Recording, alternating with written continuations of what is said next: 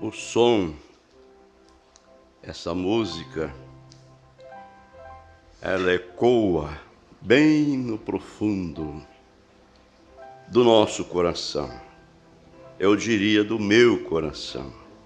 Creio que acontece a mesma coisa com você.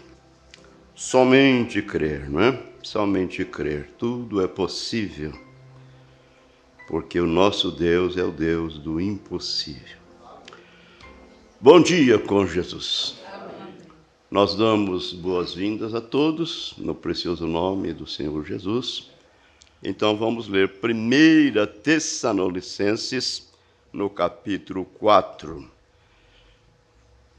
É a escritura onde nós pautamos o assunto nesta manhã para falarmos sobre arrebatamento.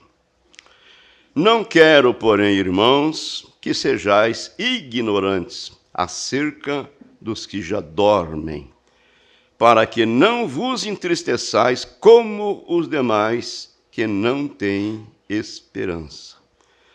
Porque se cremos que Jesus morreu e ressuscitou, assim também aos que em Jesus dormem, Deus os tornará a trazer com ele.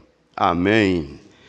Dizemo-vos, pois, isto pela palavra do Senhor, que nós, os que ficarmos vivos para a vinda do Senhor, não precederemos os que dormem. Porque o mesmo Senhor descerá do céu com alarido, com voz de arcanjo e com a trombeta de Deus. E os que morreram em Cristo ressuscitarão primeiro. Depois nós, os que ficarmos vivos, seremos arrebatados juntamente com eles nas nuvens, a encontrar o Senhor nos ares, e assim estaremos sempre com o Senhor. Portanto, consolai-vos uns aos outros com estas palavras. Amém. Grande Deus, sua palavra, que é espírito e vida, tem sido lida diante da congregação.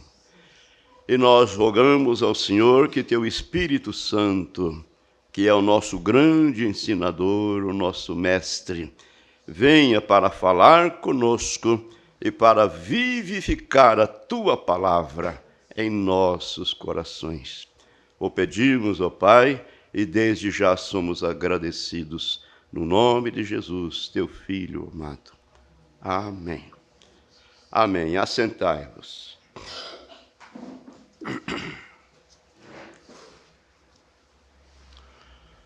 Pois bem, meus amados,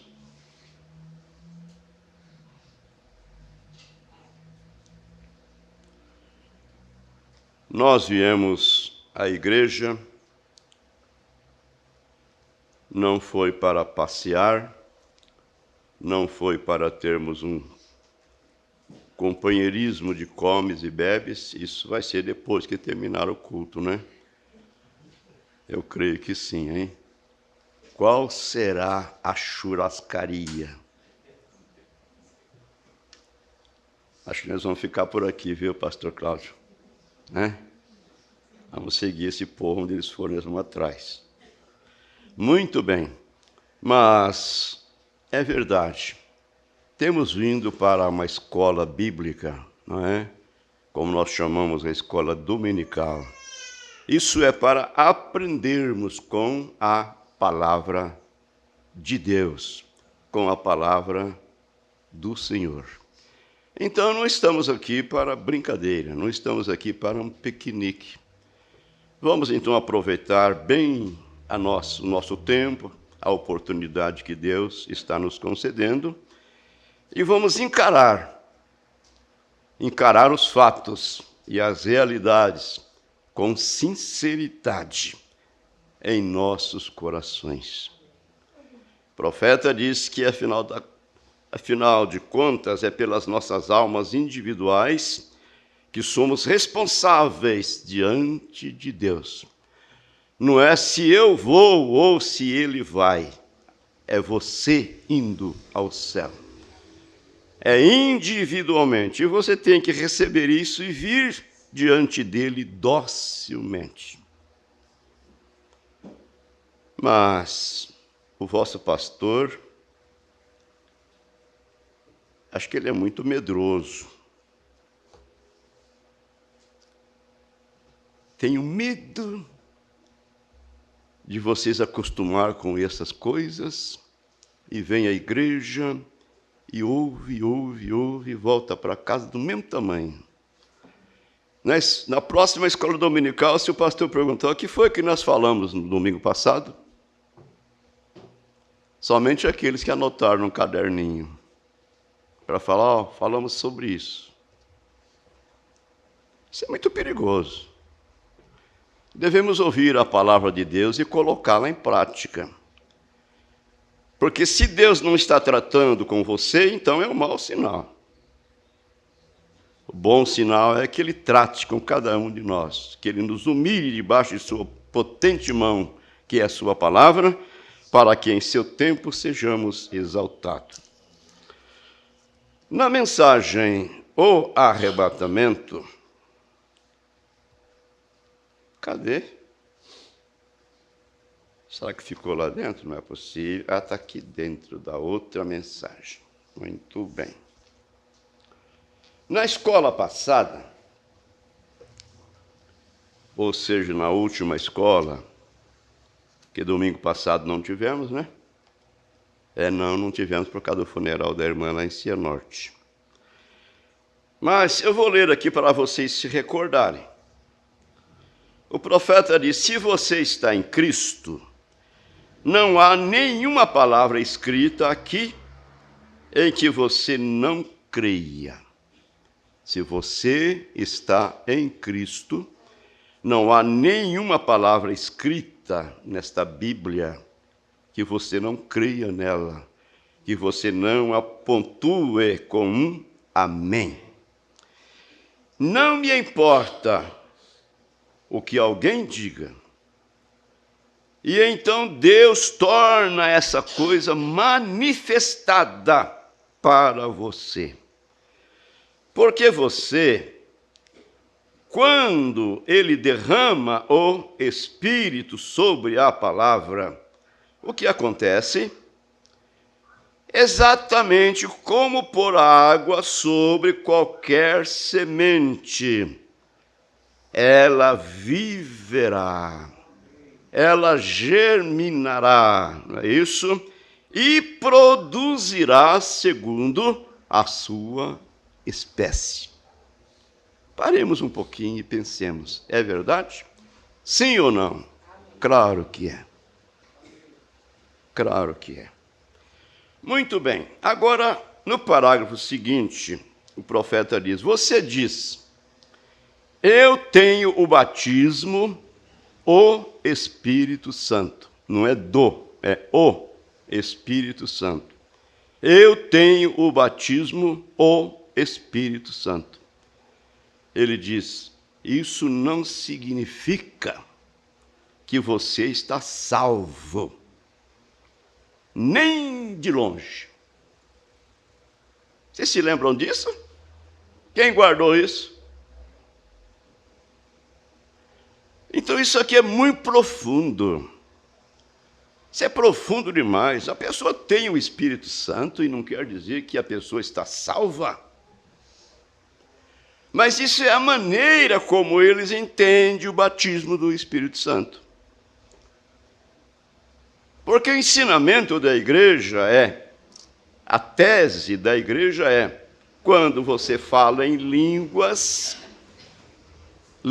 estranhas, é claro, então você tem o Espírito Santo. Quando, na verdade, a língua estranha não é a evidência de que a pessoa tem o Espírito Santo. Então, eu quero ir bem devagarinho aqui e bater bastante nesta tecla, porque isso deve chamar a atenção de cada um de nós, e isso deve levar-nos a desespero em tempo oportuno. Na mensagem Desespero, parágrafo 16, para quem está anotando, o profeta diz: não há evidência determinada em particular que você tenha o Espírito Santo, né? Você diz, porém, irmão Brana, irmão Brana, reticência. Ele disse, eu capto isto de suas mentes. Você dirá, como saberei?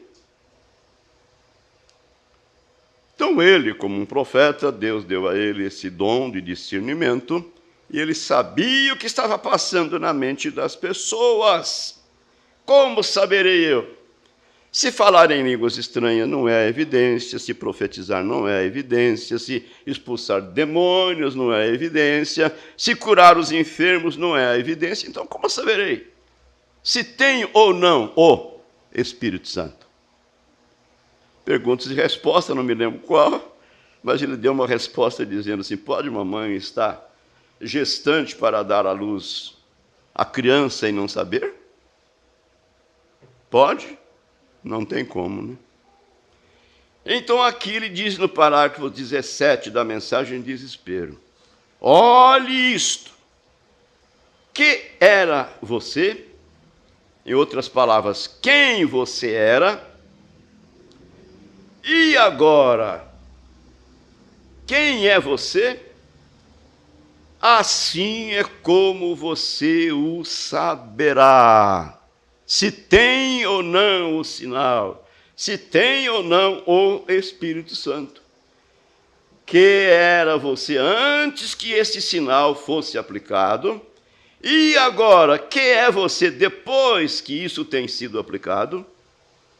Quem era você antes de receber o Espírito Santo e quem é você agora depois que recebeu o Espírito Santo? Quais eram os seus desejos antes? Meu Deus! E quais são os seus desejos agora? Então você saberá que o sinal tem sido aplicado ou não. E essas outras coisas automaticamente lhes seguem. E as demais coisas, né, automaticamente lhes seguem. Na mensagem Atos do Espírito Santo, eu creio que todos vocês recordam isso, porque foi bem enfatizado, o profeta dizendo, eu não parei com nada. Se eu dissesse, parei de fumar, parei de beber, parei de fazer isso, parei de fazer aquilo, seria eu mesmo fazendo. Mas ele disse, eu não parei com nada. Ele veio e tirou tudo de mim. Amém. Na mensagem, como poderei vencer? Ele formula uma pergunta e depois responde. Como saberei eu se estarei lá, irmão Branham? Como saberei eu se serei arrebatado ou não? Então, o profeta diz, dê uma olhada ao seu redor e veja que tipo de vida está você vivendo. Veja se essas coisas estão vivendo em você automaticamente. Ou você tem que puxar, você tem que forçar. E sabe o que diz ele? Não o faça. Porque é você mesmo fazendo. E isso não resolve. Isso não salva a ninguém. Em tudo nós dependemos dele. Amém. Em tudo nós dependemos de Deus.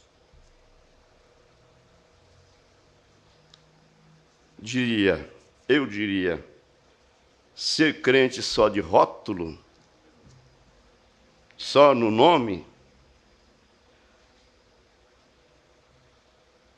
não é com essa aqui que nós vamos. Então, amados irmãos, continuando aqui na mensagem, o arrebatamento, aonde ele disse aqui,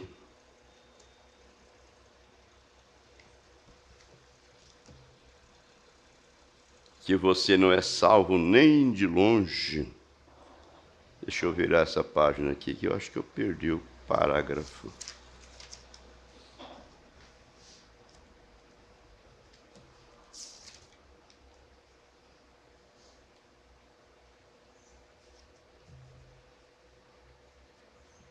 Está aqui. Então, vamos continuar aqui para termos uma boa compreensão do que o profeta está dizendo. Você diz: eu tenho o batismo, o Espírito Santo. Isso não significa que você está salvo nem de longe. Olha aqui, você é um ser trino. Você é.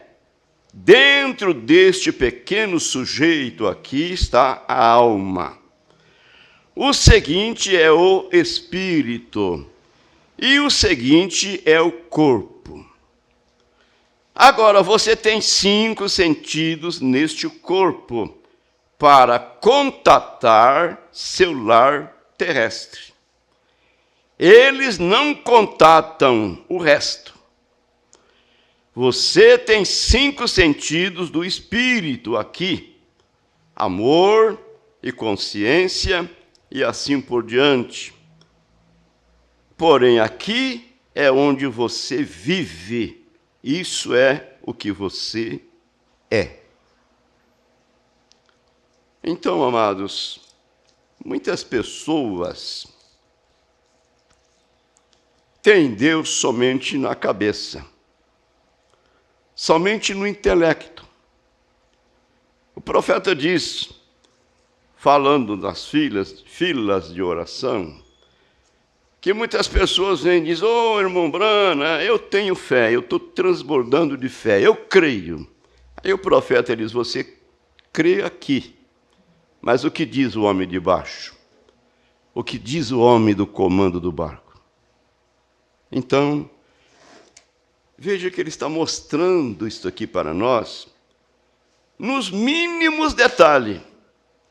Não é o homem de fora, é o homem de dentro. Amém? Deus nunca disse: filho meu, dá-me a tua cabeça. Deus disse: filho meu, dá-me o teu coração. Amém? O coração é a morada de Deus. E Jesus disse que é a entrada e saída da vida. Agora, eu convido vocês para nós mastigar um pouquinho esse assunto de sermos trino, não é? Somos trino, porém somos apenas uma pessoa, mas temos corpo, alma e espírito. Então, o profeta nos diz... Hoje eu não vou estourar o tempo, não. Olha, prestemos bastante atenção. O ser humano está formado tal como um grão de trigo, uma semente. O ser humano é como uma semente. O ser humano também é uma semente. Fisicamente falando, você é semente de seu pai e de sua mãe. A vida vem do pai e a carne musculosa vem da mãe. E assim, os dois juntos, o óvulo e o sangue, se unem. E na célula do sangue está a vida. E assim juntos começam a se desenvolver e formar uma criatura. Amém. Agora, qualquer semente tem uma casca por fora, e o de dentro é a polpa, a substância carnuda, e dentro da polpa está o germe de vida. É isso verdade? Eu gosto sempre de citar o grãozinho de feijão, né?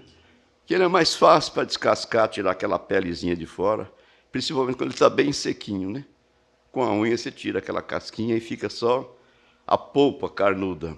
Aí fica aquelas duas bandinhas. Se abre aquelas duas bandinhas, lá dentro tem um germezinho, né? Que é o germe de vida. É assim que somos nós. A vida está onde? Não está aqui no primeiro homem, não, no homem de fora. A vida está lá dentro. O germe de vida está lá. Amém? É aí que conta. A alma que veio de Deus é que vai voltar para Deus. Por isso, essa carne e esse sangue não pode herdar, porque já veio através da via do pecado.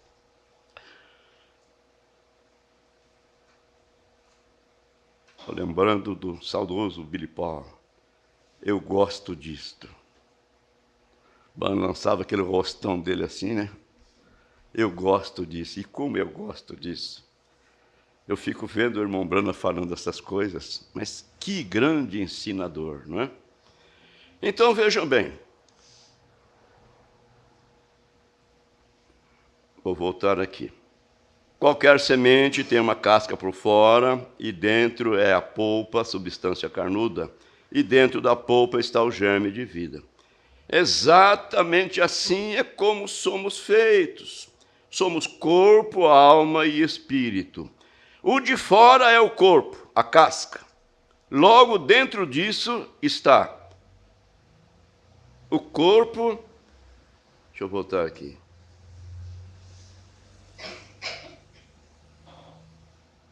Logo dentro disto, a consciência, etc. Está a alma, e dentro da alma está o espírito. E o espírito governa tudo o demais. Então ele diz, quando você chegar em sua casa, sente-se e desenhe 3 círculos. E encontrará que o corpo tem 5 sentidos pelos quais faz contato com o seu lar terrestre, os quais são visão, paladar, tato, olfato e audição. Esses 5 sentidos estão neste homem de fora, neste homem de carne, para fazer contato com o nosso lar terrestre, com esse mundo no qual nós vivemos. Estes 5 sentidos governam o corpo humano, e dentro do corpo está o espírito, e este está controlado pela imaginação, a consciência, a memória, o raciocínio e os afetos. 5 sentidos no segundo homem. Eles controlam o espírito. Porém, a alma, lá no meio daquelas 2 bandas polpas, não é? Está o germe de vida. A alma tem só um sentido. A alma tem só um sentido. Qual é? A alma tem um sentido, o qual está dominado pela fé ou a dúvida. 5 sentidos no homem de fora, 5 sentidos no homem de dentro, porém na alma há somente um sentido. E quais são? A fé ou a dúvida. Um dos dois. Não é os dois ao mesmo tempo, não. É um dos dois. Fé ou dúvida? Exatamente. E há só uma avenida para chegar ali. Há somente uma avenida, somente um caminho. Eu fico pensando, há somente um trilhozinho para chegar ali. Que caminho é esse? Sabe o que diz o profeta? E esse é o livre-arbítrio. Esse caminho é o livre-arbítrio. Esse trilhozinho para chegar ali. Lá naquela mina d'água, lá na beira do riacho, debaixo de uma moita, aquela mininha de água jorrando ali, a gente descia lá embaixo. Chegava ali, enchia aquela vasilha de água e voltava para casa levando aquela água. Então eu faço uma ideia assim, aquele triozinho para chegar lá na alma. Meu Deus, esse é o livre-arbítrio. Você bem pode aceitar a dúvida ou a fé. qualquer que você deseje colocar em ação. Vamos lembrar que o nosso Elias disse assim, que Deus colocou Adão e Eva lá no jardim do Éden e os colocou diante do livre-arbítrio, direito de fazer a escolha. Comer do fruto proibido ou não comer. E a mesma coisa Deus tem feito conosco. Tem nos colocado também diante do livre-arbítrio. Você pode escolher. E o nosso profeta, na mensagem o sinal, ele diz que todos nós somos seres moribundos. Todos nós estamos rumo à eternidade. É verdade, não tem como negar isto. Todos nós estamos rumo à eternidade. E temos esse tempo de vida para fazer a nossa escolha. Por qual dos dois caminhos vamos passar? Onde desejamos chegar? Vamos lembrar, nós estamos com o arrebatamento em nossa mão. Guarde o que tens para que ninguém tome a tua coroa. Repito, o profeta disse, continue cavando. Continue cavando. A coisa a fazer é cavar. Se você estiver cavando e encontrar uma velha lata de conserva, dizendo, estou cansada, desanimada, estou esperando a volta de Jesus há quantos anos e ele não vem, diz que era para vir em 77 e o tempo passou e ele não vem, estou desanimado. O profeta diz, jogue ela fora, jogue ela de lado e continue cavando. Continue cavando. Se você espera escapar da grande tribulação, continue cavando. Esse cavando quer dizer orando, orando. Paulo disse, orai sem cessar. Se somos criadores de atmosfera, o profeta diz que somos, e eu creio que somos. Então, se você cria atmosfera através da sua conversação, tem pessoas que falam demais. Fala mais que o homem da cobra. Tinha um homem da cobra lá em Maringá, antigamente, né? Nos tempos de antigamente, ele andava numa cadeira de roda, coitado. Acho que ele só vendia o bilhete da cobra. Olha a cobra, olha a cobra, a cobra. A gente gostava de ficar lá esperando o outro para ver ele. Coitado. Fala mais que o homem da cobra. E a sua conversação cria uma atmosfera. Assim diz o nosso Elias. E ele diz, você cria uma atmosfera até através de seu pensamento. Então vamos criar uma atmosfera que agrade ao nosso Deus, uma atmosfera que agrade ao Espírito Santo, porque é dele que necessitamos para sermos transformados no abrir e fechar de olhos. Por isso Paulo disse, orai sem cessar. Seja o que for que você esteja fazendo, continue orando, continue cavando. Acho que eu vou continuar um pouquinho mais aqui, viu? Então veja, a alma tem só um sentido, a qual está dominado pela fé ou a dúvida. Exatamente. E há uma só avenida que chega, e essa é o livre-arbítrio. Você pode aceitar a dúvida ou a fé, qualquer que você deseja pôr em ação. Então Satanás começou a operar no lugar principal, para fazer que a alma do homem duvidasse da palavra de Deus. E Deus começou no lugar principal, a alma, para colocar a sua palavra. Amém. Ali o tem, disse o profeta.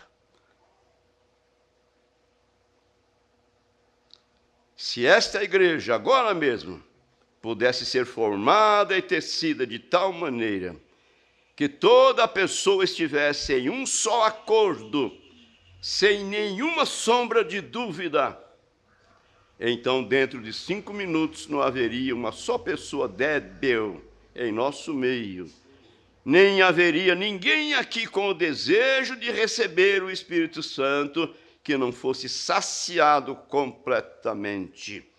E isso é, se somente pudéssemos acertar as coisas. Amém. Que Deus ajude a nossa fé.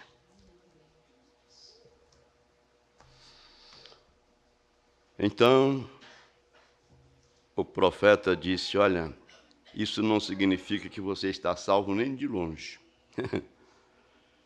Jesus disse que a chuva cai sobre justos e injustos. A congregação responde amém. Quando a congregação está acordada, né? Aí responde amém. Que às vezes está. Hoje, quando o relógio despertou, eu pensei que era madrugadona ainda, né?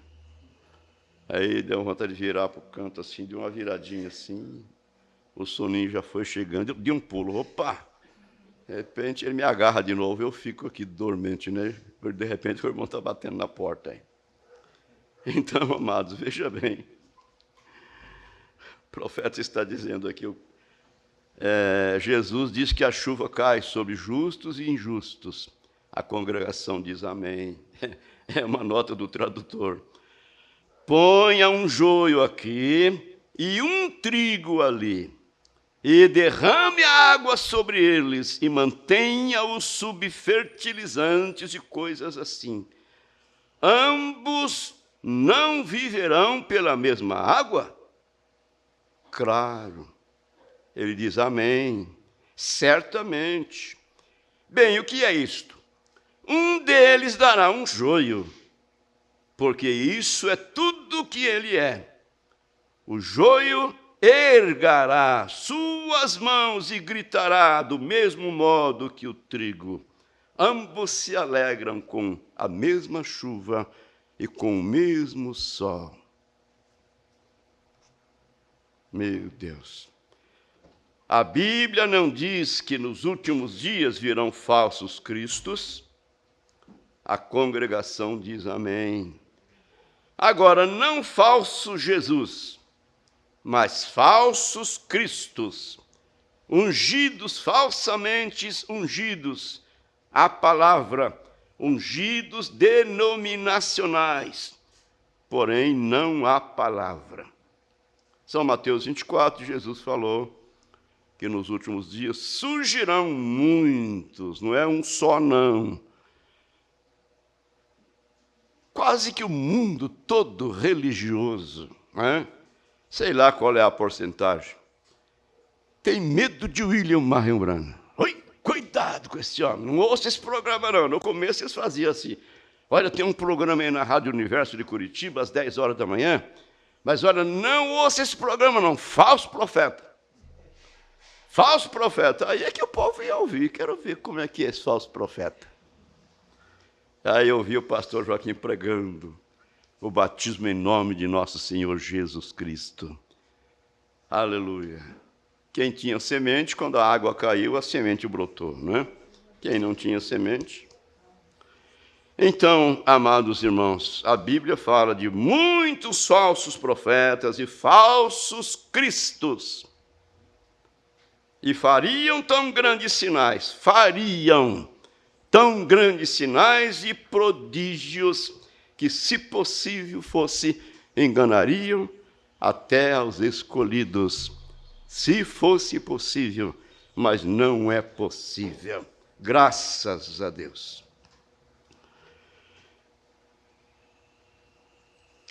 Porque a palavra testificará de si mesma. Ela não precisa de nada mais, ela testificará de si mesma. E virão falsos ungidos.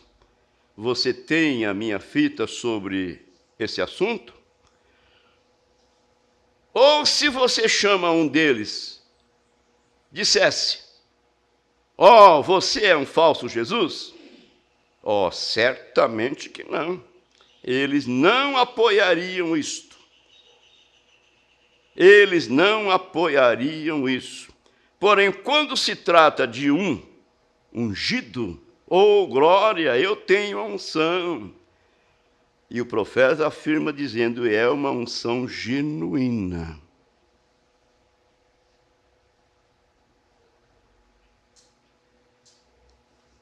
Lembrei do irmão Eliseu agora.